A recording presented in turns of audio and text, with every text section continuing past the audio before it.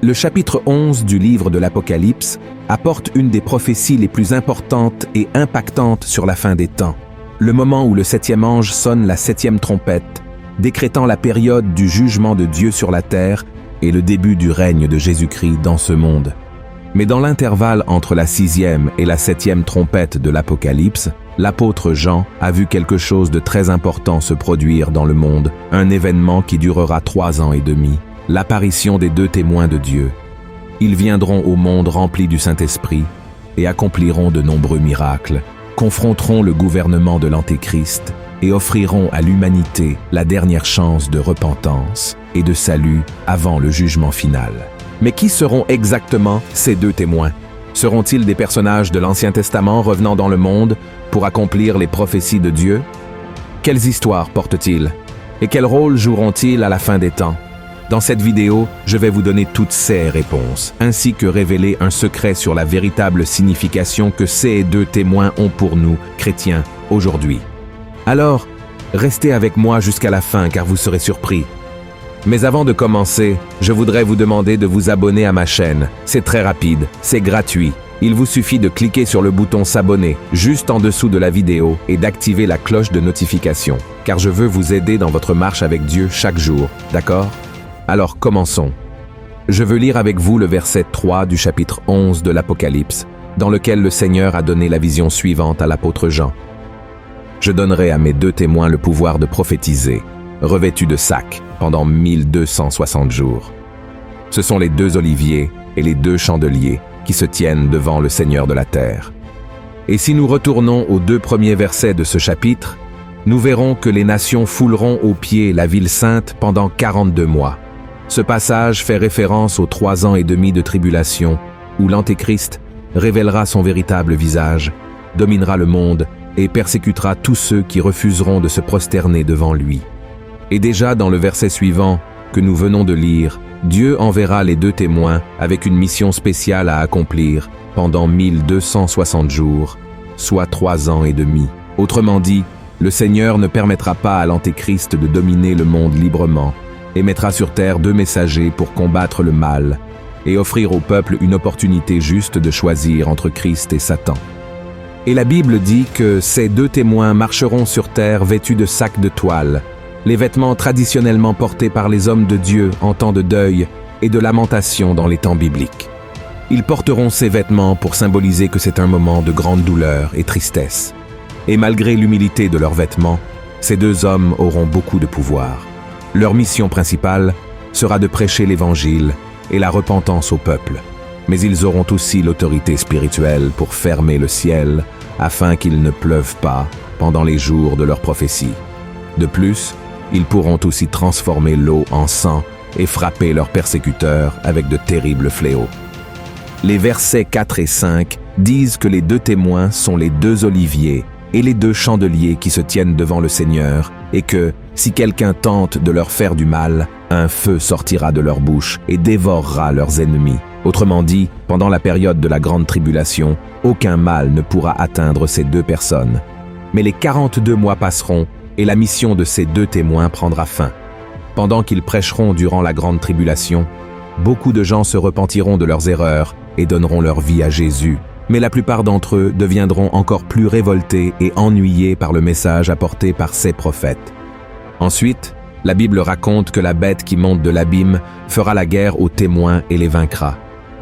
Leurs corps resteront exposés sur la place de la grande ville, qui est spirituellement appelée Sodome et Égypte, au même endroit où le Christ a également été crucifié. Les corps des 2 témoins seront vus par des hommes et des femmes de toutes les parties de la terre pendant une période de 3 jours et demi, et tous célébreront la mort de ces hommes, qui étaient les ennemis de l'Antéchrist, et les gens échangeront des cadeaux entre eux, car le tourment causé par ces 2 hommes sera terminé. Mais après 3 jours et demi, Dieu insufflera à nouveau l'esprit de vie dans les 2 témoins. Ils se lèveront et les hommes seront terrifiés devant cette scène.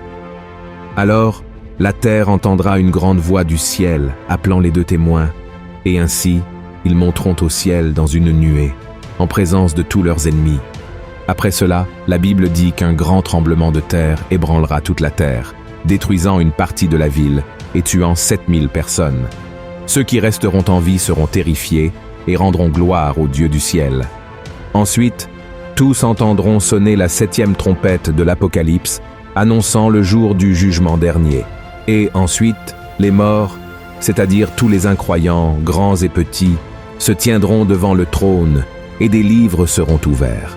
La Bible ne dit pas exactement quels livres seront ouverts, mais ce seront probablement des livres qui mettront en lumière leurs actions, leurs choix, leurs paroles et leurs pensées. Et parmi ceux-ci, un autre livre, le livre de la vie. Et ceux dont les noms ne seront pas trouvés dans le livre de la vie seront condamnés.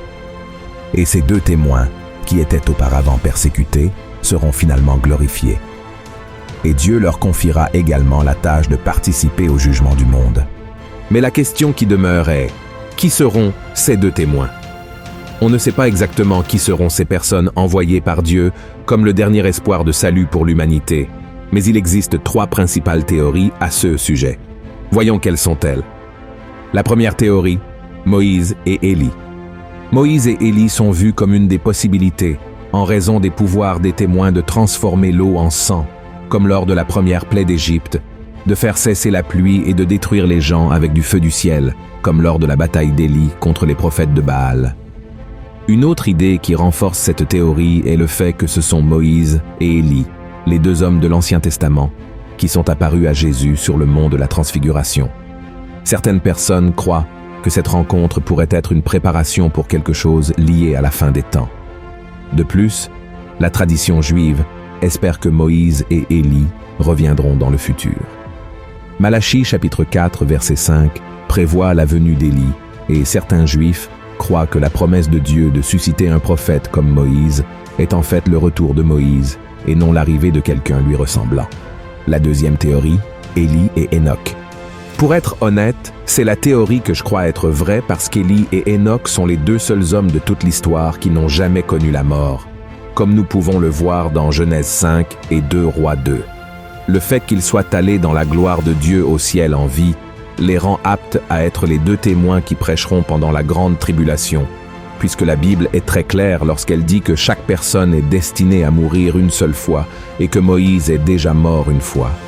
Et vous vous demandez peut-être maintenant, mais pasteur, il y a d'autres personnes dans la Bible qui sont mortes 2 fois. Pourquoi Moïse ne pourrait-il pas venir et mourir à nouveau? Oui, c'est vrai. Lazare, la fille de Jaïr et Tabitha, ressuscitée par l'apôtre Pierre, tous sont morts et revenus à la vie dans un but unique, témoigner de la puissance et de la sainteté de Jésus par leur vie, chose que Moïse n'aurait pas besoin de faire parce que sa mission dans ce monde était de libérer le peuple de l'esclavage en Égypte et de le conduire jusqu'à la terre promise. Et cela, il l'a accompli.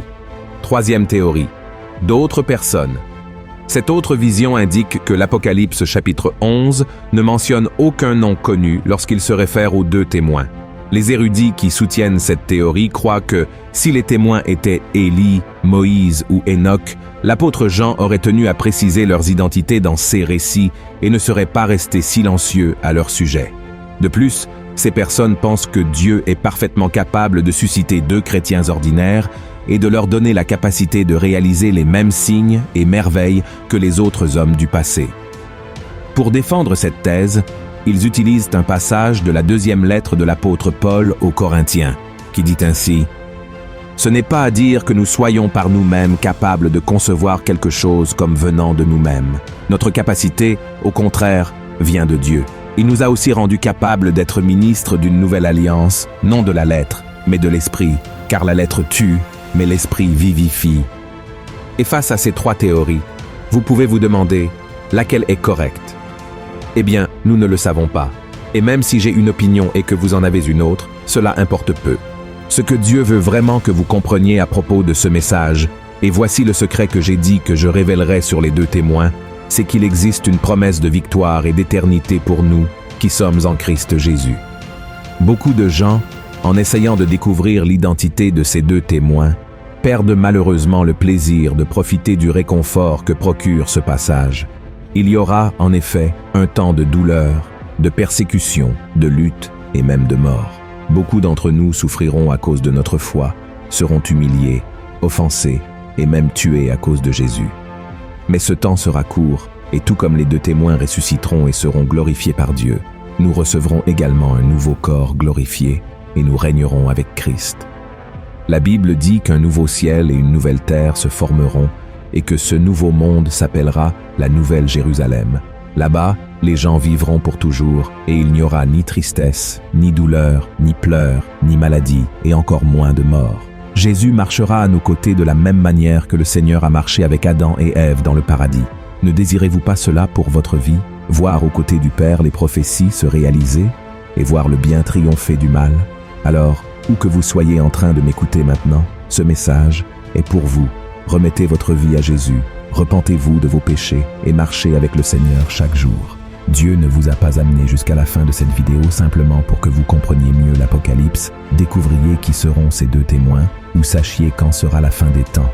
Mais il vous a amené ici pour vous dire qu'il vous aime, que Christ est mort pour vous et qu'il existe un chemin ouvert pour que vous alliez au ciel. Il vous suffit de le vouloir.